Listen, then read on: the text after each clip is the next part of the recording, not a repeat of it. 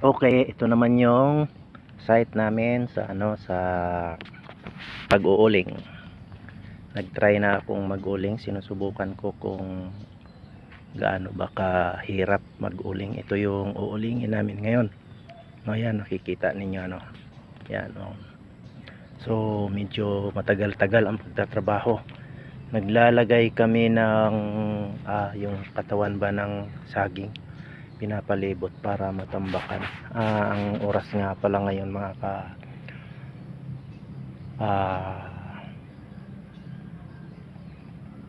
nasa alas 8, kaya medyo minsan ang video natin ay mayroong kaunting